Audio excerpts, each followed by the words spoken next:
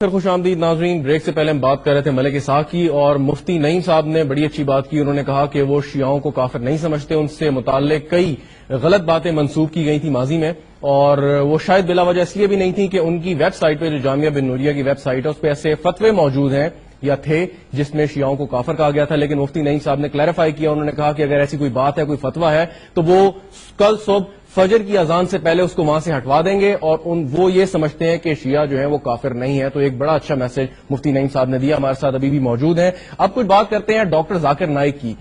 گزشتہ روز انہوں نے وسیلے کے حوالے سے کچھ اپنے خطبوں میں بات کی اور کہا کہ نعوذ باللہ رسول صلی اللہ علیہ وسلم سے کوئی فریاد کرنا، دعا میں ان سے مانگنا حرام ہے. اس پر ان کے خلاف، ذاکر نائک صاحب کے خلاف فتوے آئے، اور جو بھارتی حکومت ہے اس نے نہ صرف ان کے کئی شہروں پر ان کے خطبوں پر پابندی عائد کر دی، بلکہ ان کا جو ٹی وی ہے، پیس ٹی وی کے نام سے جو ان کا ایک ٹی وی ہے جس پہ ان کے خطبے آتے ہیں، اس پر بھی پابندی لگانے کا ارادہ رکھتی ہے. ذاکر نائک نے کیا کہا اور اس کے جواب میں کیا آیا، آپ کو سناتے ہیں. آج کا ایک فتنہ ڈاکٹر ذاکر نائک کی شکل میں اس امت میں موجود ہے. اس کا ایک جملہ تمہیں سنانا چاہتا ہوں. نقل کفر نباش. تاریخ میں ہم محمد صلی اللہ علیہ وسلم سے بھی نہیں مان کرتے. باقی لوگوں کو چھوڑو، کن پر باقی بابالوں کو چھوڑو، محمد صلی اللہ علیہ وسلم کو بھی ماننا ہمارے لیے حرام ہے. آج کی تاریخ میں ہم محمد صلی اللہ علیہ وسلم سے بھی نہیں مان کرتے. باقی لوگوں کو چھوڑو، کن پر باقی بابالوں کو چھوڑو، محمد صلی اللہ علیہ وسلم کو بھی ماننا ہمارے لیے حرام ہے. معاذ اللہ. اب یہ جملہ جو وہ بول رہا ہے، بک بک کر رہا ہے، آج کی تاریخ میں محمد الرسول اللہ صلی اللہ علیہ وسلم سے مانگنا جائز نہیں، مانگنا حرام ہے. معاذ اللہ. اور کہتا ہے جب ان سے مانگنا حرام ہے تو ولیوں سے مانگنا تو بالکل جائز نہیں ہے. آپ نے سنا یہ ذاکر نائک، اس کی ایک ویڈیو بھی ہے جو اس وقت موجود نہیں ہے، انٹرنیٹ پہ تھی، وہ شاید وہاں سے ہٹا دی گئی، لیکن آڈیو میں خصوصی طور پر ذاکر نائک اس بات کی طرف اشارہ کر رہا ہے اور اس پر بات کریں گے. لیکن اس سے پہلے ایک اور چیز میں آپ کو دکھانا چاہوں گا تاکہ اس پہ جو ہمارے اس وقت اسٹوڈیو میں مہمانان گرامی موجود ہیں ان سے اکٹھی رائے لے لی جائے. کچھ عرصے پہلے ایک اور تنازع کا شکار ہوا ڈاکٹر ذاکر نائک، اور اس نے یزید کے بارے میں کوئی قصیدہ پڑھا اور اس پر بڑا اسٹرانگ ریئیکشن بھی آیا. پہلے آپ کو وہ دکھاتے ہیں اور اس کے بعد اس کا جواب بھی آپ کو دکھائیں گے. لکھنؤ شہر کے قاضی مولانا مفتی ابوالعرفان قادری نے فتویٰ جاری کیا ہے. ان کے خلاف لکھنؤ میں الماس ہال میں سارے سنی اور شیعہ علماء کا، جو لکھنؤ کے علاوہ باہر ضلعوں سے آئے تھے، سب کی بات چیت ہوئی اور ان کے سامنے ذاکر نائک کی سی ڈی دکھائی گئی. اس سی ڈی میں انہوں نے جو قابل اعتراض باتیں کہی ہیں، حضرت امام حسین جن کی کربلا کا واقعہ بہت مشہور ہے، ہر سال 1400 سال سے ان کی باتیں کی جاتی ہیں، جو ان کا قاتل ہے یزید، اس کے بارے میں وہ کہہ رہے ہیں کہ ہم اللہ سے دعا مانگیں کہ اس کی مغفرت کر دی جائے. یزید وہ شخص ہے جو ظالم ہے، فاسق ہے، شرابی ہے، جواری ہے، جس نے ماں بہنوں کے ساتھ نکاح کو جائز قرار دیا. ڈاکٹر ذاکر نائک کے بارے میں آپ نے یہ بات دیکھی. ڈاکٹر ذاکر نائک کا کلپ بھی ہمارے پاس موجود ہے، اگر وہ ہے تو اس کو کائنڈلی پلے کر دیں. یزید کے بارے میں صحیح بخاری کی حدیث ہے محمد صلی اللہ علیہ وسلم کی کہ جو شخص قسطنطنیپل کے جنگ میں شریک کریں گے وہ لوگ جنت میں آئیں گے. اور یزید رحیم اللہ صدر تھے. اس بدبخت یزید اور اس کی فوج اور اس کے لشکر کے دفاع کے لیے کبھی اس کو جنتی بنانا، کبھی اس کی بخشش و مغفرت کا سوچنا. لوگ ایک حدیث قسطنطنیہ کا نام لیتے ہیں کہ اس میں حضور علیہ السلام نے فرمایا تھا کہ جو پہلا لشکر قسطنطنیہ پر حملہ کرے گا، آقا نے فرمایا تھا ان کی بخشش اور مغفرت کی بشارت دیتا ہوں، مغفور اللہ. کیا فرمایا؟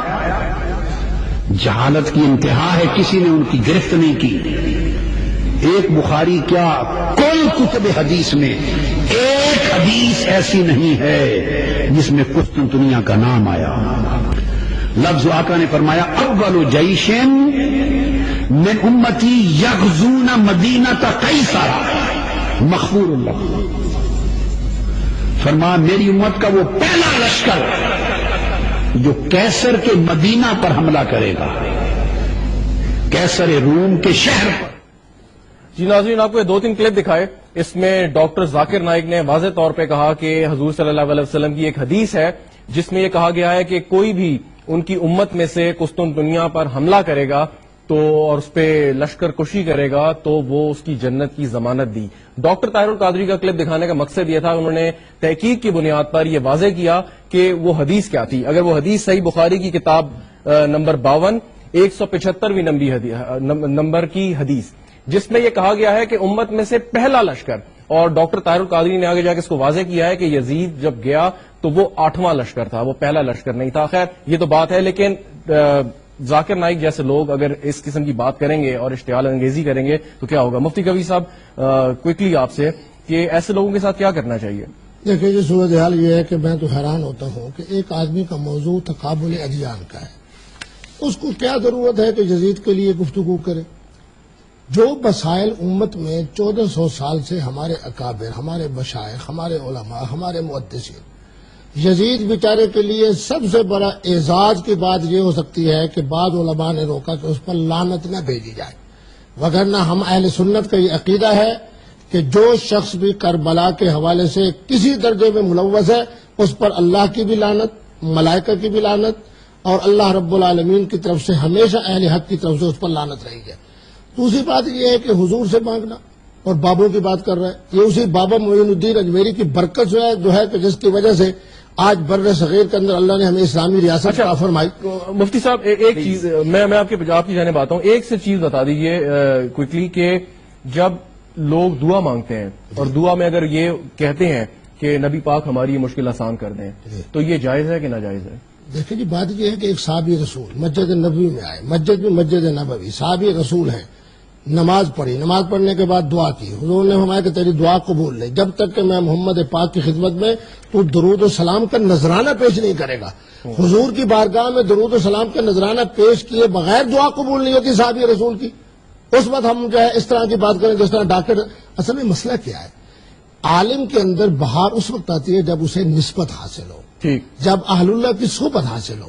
اس جیسے ڈاکٹر ذاکر نائک جیسے میں کہوں گا کہ اس طرح کے اندھے عالم جب تک آتے رہیں گے اور گفتگو کرتے رہیں گے، چونکہ بیچارے اندھے ہیں، اس لیے اندھے ہونے کے ناطے سے احادیث بھی غلط پڑھیں گے اور احادیث سے مفہوم بھی غلط لیں گے۔ بالکل مفتی، میں پہلے تو یہ گلہ کروں گا کہ پلیز مجھے اگنور کیا جا رہا ہے۔ نہیں اگنور بالکل نہیں کر رہے، وہ چیزیں زیادہ تھیں۔ آپ میرے 3 چیزیں، تینوں پوائنٹس پہ میں نے تھوڑا سا بولنا ہے۔ پہلی چیز، آپ نے جو ذاکر نائک صاحب، ان کو کوئی نالائق بھی بولتے ہیں ہمارے طبقے میں، پہلی بات یہ کہ یہ پورے چینل کے ذریعے پتہ ہونا چاہیے لوگوں کو کہ یہ ڈاکٹر ذاکر نائک صاحب جو ڈاکٹر ہیں تو انہوں نے کسی دینی سبجیکٹ میں پی ایچ ڈی نہیں کی ہوئی ہے۔ دوسری بات جو انہوں نے وسیلے کے حوالے سے کہی، وسیلہ قرآن و سنت سے ثابت ہے۔ قرآن مجید کی سورہ مائدہ میں اللہ تبارک و تعالیٰ ایمان والوں کو مخاطب کر کے فرماتا ہے، یا ایھا الذین آمنوا اتقوا اللہ وابتغوا الیہ الوسیلہ، اے ایمان والو تقوی اختیار کرو اور اللہ کے دربار میں پہنچنے کے لیے وسیلہ اختیار کرو، اللہ کا حکم ہے۔ دوسرا انہوں نے کہا کہ اللہ کے نبی سے بھی نہیں، اللہ کے نبی نے خود اپنا وسیلہ اپنے صحابہ کو سکھایا۔ حضور کے ایک صحابی ہیں، ترمذی کی شریف کی روایت ہے کہ نابینا صحابی ہیں اور اللہ کے نبی کی بارگاہ میں، تو اللہ کے نبی نے ان کو دعا سکھائی کہ تو یہ دعا کرنا، اللہم انی اسألک بحق محمد النبی الرحمہ، یا محمد ہو یا محمد ہو، یہ کہتے ہیں نا، نہیں مانگنا جاتا، یا محمد ہو انی اتوجہ بک الی ربی فی حاجتی ہذہ لتقضی لی، جس میں یہ کہ یا اللہ میں تیری بارگاہ میں محمد رحمت والے نبی کا وسیلہ پیش کرتا ہوں، اور اے محمد صلی اللہ علیہ وسلم، آپ اللہ کے دربار میں میری یہ سفارش کریں اور یہ کہیں تاکہ اللہ تعالیٰ میری اس حاجت کو پورا کرے۔ شفاعت کے حوالے سے اللہ کے رسول سے استغاثہ کرنا، یہ رسول اللہ کے صحابہ، اہل بیت اور پوری امت کا متفقہ اور مشترکہ عقیدہ ہے۔ دعا، آپ نے لفظ کہا کہ حضور سے دعا ہم اللہ کے سوا کسی سے نہیں مانگتے، کیونکہ دعا عبادت ہے اور عبادت اللہ کی ہوتی ہے۔ باقی رہ گیا ندا یا استعانت، توسل، یہ اللہ کے رسول سے بالکل جائز ہے۔ عام ترین جو آپ آج، میں تو چاہتا تھا کہ ایک ہی ٹاپک ہوتا اس پہ ہم کھلے بولتے، یزید کے حوالے سے آپ نے فرمایا یزید ایک لعنتی، فاسق، فاجر اور ہمارے ائمہ اربعہ میں سے امام احمد بن حنبل رضی اللہ تعالی عنہ کے فتوے کے مطابق کافر شخص ہے۔ جس حدیث کا حوالہ ذاکر نائک صاحب دے رہے تھے، یہ انہوں نے بالکل حدیث کے خود ساختہ انہوں نے من گھڑت تعریف اور توصیف کی ہے، اس کی تشریح کی ہے۔ عرض یہ ہے کہ کیا یہ 14ویں صدی میں آ کر ایک ڈاکٹر ذاکر نالائق جیسے بندے، ان کو سمجھ آئے گی اس حدیث کی تشریح؟ بالکل ٹھیک. میں عرض یہ کروں، پلیز میری بات سنیے، اور میں بھی مفتی نعیم صاحب کی طرف ایک میرا اور وقت تھوڑا سوال ہے، ہے. اس کی طرف چلے جائیں، وقت تھوڑا ہے میرے پاس. میں یہاں یہ عرض کرنا چاہتا ہوں کہ جو آپ نے پہلے فرمایا نا فرقہ واریت کی جڑ یہ اس طرح کی خطابات ہیں یا وہ تحریریں ہیں کہ جو اس طرح کی مسائل کو کھڑا کرتی ہیں. یہاں مفتی نعیم صاحب پھر بیٹھے ہوئے ہیں. مفتی نعیم صاحب ہی کے مدرسے کے ایک آدمی نے یزید رضی اللہ تعالی عنہ نام کی کتاب، سیدنا یزید کتاب لکھی، عبدالعلیم صدیقی، مارکیٹ میں بھی وہ موجود ہے. وہ ہمارے جامع بنوریہ کے نہیں، جامعہ بنوریہ کے فاضل ہیں، جامعہ بنوریہ کے وہ فاضل ہیں. اس کے علاوہ آپ کے لال مسجد کے مولانا عبداللہ صاحب، لال مسجد کے، میری بات نہیں صاحب سنیے، میری گفتگو کے درمیان مجھے انٹرپٹ نہ کیجیے. میں نے آپ کی بات کو کاٹا نہیں ہے محترم، یہ بھی بندے کے آداب ہونے چاہیے. غلط کر رہے ہیں. بات یہ کہ عبد الباری پہ آپ بول چاہیے، پلیز میں عرض کر رہا ہوں. ایک منٹ لال مسجد کے مولانا عبداللہ صاحب کی تصدیق موجود ہے جس میں انہوں نے یزید کو رضی اللہ عنہ لکھا ہے. اب مجھے بتائیے، کتاب حیات سیدنا یزید اب بھی مارکیٹ میں موجود ہے، اگر آپ کہتے ہیں ہم نیٹ سے اس کو ڈاؤن لوڈ کر کے بھی آپ کو دکھا دیتے ہیں. ایسی کو عرض یہ کر رہا ہوں کہ ایسے لانتی فاسق فاجر جو اللہ کے رسول کی اہل بیت کی کلیوں کو کاٹ کے کربلا کی کھیلنے والے، ایسوں کو جب رضی اللہ رحمت اللہ کہا جائے گا تو بتائیے. پوائنٹ آ گیا آپ کا. علامہ صاحب میں ایک منٹ آگے بات کرتا ہوں. میرے سے تو لے لیں یزید کے متعلق کیا نظریہ ہے، مجھ سے آپ پوچھ نہیں رہے، انہی کی بات پر نہیں کر رہے. میں آپ کی جانب دنیا کے فلاں نے لکھ دیا، فلاں نے لکھ مفتی دیا. صاحب آپ کے لوگوں کی کتابیں موجود ہیں یزید کی مدد کے اندر، قصیدے موجود ہیں قاری صاحب، مدد کے اندر، پوری تقریریں موجود ہیں. صاحب مجھے جواب دینا. بھائی آپ مجھ سے میرا نظریہ تو پوچھ لیں. مفتی نعیم صاحب کیونکہ انہوں نے آپ کا ذکر کر بات دیا. سنیں، میں آپ کو واضح طور پر کہتا ہوں. جی میں آپ کی جانب یزید کے متعلق بات سنیں، میری بات سنیں گے نہیں؟ جی بتائیے بولیے. ہمارا نظریہ یزید کے متعلق وہی ہے جو مفتی حنیف قریشی صاحب نے پیش کیا کہ یزید کو ہم کسی صورت میں بھی اچھا نہیں سمجھتے. مطلب ان کا عقیدہ ہے کہ یزید کافر ہے. میرا نظریہ ہے کہ یزید لاٹھی کافر ہے. مفتی شبیر صاحب نے کتاب لکھی ہے. آج آپ کی بہت بڑی دو کامیابیاں ہو گئیں. آج مفتی نعیم صاحب نے بھی اقرار کیا کہ یزید کافر ہے. سبحان اللہ، ماشاء اللہ. میری بات تو کرنے دینا بھائی. بات مکمل ہونے. مفتی شفیع صاحب نے ہمارے دارالعلوم کراچی کے بڑے ہیں، مفتی شفیع صاحب کے والد ہیں، انہوں نے کتاب لکھی ہے اور یزید کو پلید تک کہا ہے، یزید کو برا بلا کہا ہے. وہ کتاب موجود ہے اور وہ مفتی شفیع صاحب مفتی اعظم پاکستان میں ہیں اور ہم ان کو مانتے ہیں اور اس بات کو بھی مانتے ہیں کہ یزید کو بالکل کوئی بھی آدمی جو ہے یہ نہیں کہہ سکتا کہ وہ اچھا ہے. ہماری کتابوں میں واضح لکھا ہے کہ یزید کی خرابیوں کو پورا مکمل ذکر کیا ہے. باقی انہوں نے جو بات کہی کہ عبدالعلیم صدیقی صاحب ہمارے جامعہ میں اسلام کا کوئی استاد نہ پہلے تھا نہ ابھی ہے. اگر اس نے جامع بنوریہ کا نام لکھا ہے وہ جھوٹ نام لکھا ہے. میں آپ کے توسط سے یہ کہتا ہوں اس ادارے میں نہ پہلے کوئی آدمی تھا نہ ابھی ہے. لہٰذا ہمارا نظریہ وہی ہے جو عبدالحنیف قریشی صاحب نے پیش کیا ہے. اچھا یہ ماشاء اللہ مفتی نعیم صاحب ایک چیز جو سوال اس موضوع سے تو نہیں ہے، اس سے پہلے کہ میں امین شہیدی صاحب کے پاس جاؤں، ایک میں چیز پوچھنا چاہتا ہوں آپ سے. اس کا اگین میں دوبارہ آپ سے وہی بات کر رہا ہوں کہ اس کا جو تعلق ہے وہ اس موضوع سے نہیں ہے، لیکن خبریں کچھ آ رہی تھیں کہ ملا محمد عمر جو افغان طالبان کا کمانڈر تھا اور خبریں آئی تھیں کہ وہ مارا گیا، اس کے بارے میں تھی کہ شاید اس کے بیٹے نے آپ کے مدرسے سے تعلیم حاصل کی ہے. کیونکہ آپ موجود ہیں تو میں نے کہا آپ سے یہ سوال بھائی ملا عمر صاحب کو میں نے نہ زندگی میں دیکھا ہے، نہ بات سنی ہے، نہ ان کے بیٹے نے پڑھا ہے یا ان کی کسی نسل نے ہمارے یہاں پڑھا ہے. یہ ساری باتیں غلط ہے، اس کا کوئی وجود نہیں ہے. آ کر دیکھا جا سکتا ہے، ہمارے مدرسے کا پورا ریکارڈ ہے 25 سال کا جو ہمارے پاس موجود ہے. اس لیے ہماری طرف نسبت نہ کی جائے جب تک کہ اس کی تحقیق مکمل نہ ہو جائے. ٹھیک میں نے صرف سوال آپ سے کیا. جی شہیدی صاحب. جی اب میں اصل مجھے نماز میں جانا ہے، اس لیے میں نے آپ سے پہلے کہا تھا. مجھے بہت شکریہ مفتی نعیم صاحب ہمارے ساتھ موجود تھے. بہت شکریہ آپ کے وقت کا. شہیدی صاحب دیکھیے ذاکر نائک کے حوالے سے میرا خیال ہے وہ موضوع انتہائی حساس اور اہم موضوع ہے اور علمی موضوع بھی ہے، تو اس کو علمی انداز ہی میں اس پر گفتگو ہونی چاہیے. میرا خیال ہے کوئی مسلمان دنیا میں ایسا نہیں ہے جو اللہ کی خالقیت کا انکار بھی کرے، رازقیت کا انکار بھی کرے اور اس کے بعد پھر وہ مسلمان بھی رہے. یہ ممکن نہیں ہے. شیعہ سنی کا مشترکہ عقیدہ ہے کہ اللہ خالق بھی ہے، رازق بھی ہے، حیات بھی وہی دیتا ہے اور ممات بھی وہی دیتا ہے. ٹھیک. اب اس کے ساتھ میں ایک بات کرتا ہوں، لوگ سنیں گے تو حیران ہو جائیں گے. میں کہتا ہوں کہ نبی کریم زندہ کر سکتے ہیں مردہ کو. نبی کریم مردہ کو زندہ کر سکتے ہیں، زندہ کو مردہ کر سکتے ہیں.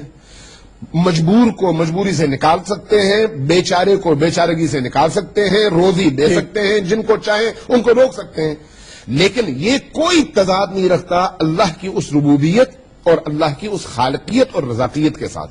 کیوں؟ اس لیے کہ قرآن کریم کا بالکل واضح فیصلہ ہے کہ جو کچھ بھی کائنات میں ہوتا ہے وہ اللہ کے اذن اور اس کی اجازت سے ہوتا ہے۔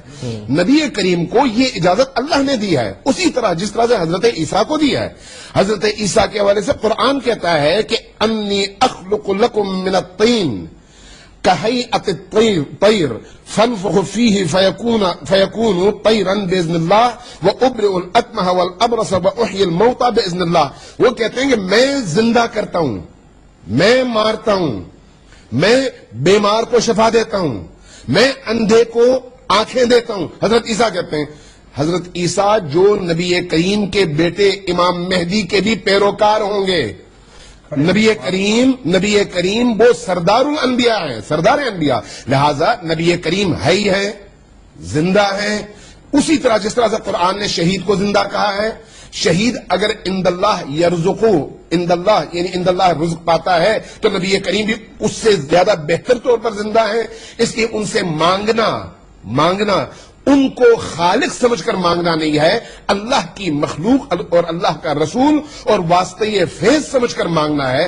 اس حوالے سے نہ صرف یہ شرک نہیں ہے، نہ صرف یہ ناجائز نہیں ہے، بلکہ عین اللہ کی عبودیت اور بندگی کا اقرار ہے، اور اللہ تک پہنچنے کا واحد ذریعہ بھی رسول کریم کی ذات بابرکت ہے۔ تو اس میں جو بھارتی حکومت نے فیصلہ کیا ہے آپ سمجھتے ہیں کہ وہ مناسب ہے؟ کیونکہ خود مجھے ان کے فیصلوں کا نہیں پتا، لیکن بہرحال ایسی باتیں جس سے امت مسلمہ افتراق کا شکار ہو، جس میں تشویش پیدا ہو، جس میں امت مسلمہ کے درمیان تفریق آئے، نفرتیں پیدا ہوں، اور خصوصاً نبی کریم کی ذات اقدس کے حوالے سے شکوک و شبہات پیدا ہوں، اس کو ہر صورت میں روکنا چاہیے۔ اور اس میں یہ بھی عرض کرنا چاہتا ہوں کہ ہمارے میڈیا کے اوپر آج ذاکر نائک صاحب جیسے ہی ایسے پاکستان کے جس طرح ڈاکٹر توصیف الرحمان اور اس طرح کے خطیبوں کی تقریریں، کاش وہ بھی آپ کلپ سنا دیں، جو علل اعلان کہہ رہے ہیں کہ نبی پاک کے روزے کو گرا دینا چاہیے، یہ صنم اکبر ہے، یہ بت ہے، یہ بہت بڑا بت ہے، اس کو گرایا جائے۔ خدا کا واسطہ جب آپ اس طرح کی چیزیں ہمارے میڈیا پہ عام آئیں گی تو بتائیے پھر اس کا رزلٹ کیا نکلے گا؟ مفتی کبھی صاحب، اور یہاں میں ایک چھوٹا سا اور میں عرض کرنا چاہتا ہوں، میں شہیدی صاحب اور تمام لوگوں کی یہ تائید حاصل کرتے ہوئے یہ کہنا چاہتا ہوں کہ ہر ایسی اس کتاب پر اور ہر ایسے خطیب پر، چاہے وہ میں ہی کیوں ہوں، پابندی ہو جو مقدسات اسلامیہ کا خیال نہیں رکھتا، بالکل ٹھیک، حضور کی اہل بیت، حضور کے صحابہ اور مقدسات شرعیہ کو وہ اپنی تقریر و تحریر کے اندر تنقید کا نشانہ بناتا ہے۔ جب یہ ختم ہوگا فرقہ واریت پاکستان سے ختم ہو جائے گی۔ معاف کیجیے گا، میرا وقت ختم ہو گیا مفتی کبیر صاحب، بہت معذرت کے ساتھ، لیکن بہت شکریہ آپ تشریف لائے۔ مفتی قریشی صاحب آپ کا بھی، امین شہیدی صاحب، مفتی نعیم صاحب ہمارے ساتھ موجود تھے۔ ناظرین، گفتگو آپ نے سنی، کم از کم تمام مسالک کا جتنے بھی ہمارے اس پروگرام میں موجود تھے لوگ، ان کا یہ متفقہ رائے ہے کہ ذاکر نائک نے جو بات کی وہ درست نہیں تھی، اور جو اس کے ری ایکشن میں جو بھارتی حکومت نے کیا وہ مناسب لگتا ہے، اور پاکستانی حکومت اس پہ کیا کرے گی یہ تو خیر دیکھنا باقی ہے، لیکن متفقہ رائے یہی تھی تمام شرکائے گفتگو کی کہ جو بھی ذاکر نائک نے کہا وہ بات درست نہیں تھی۔ اجازت دیجیے اور دیکھتے رہیے کیپٹل ٹی وی۔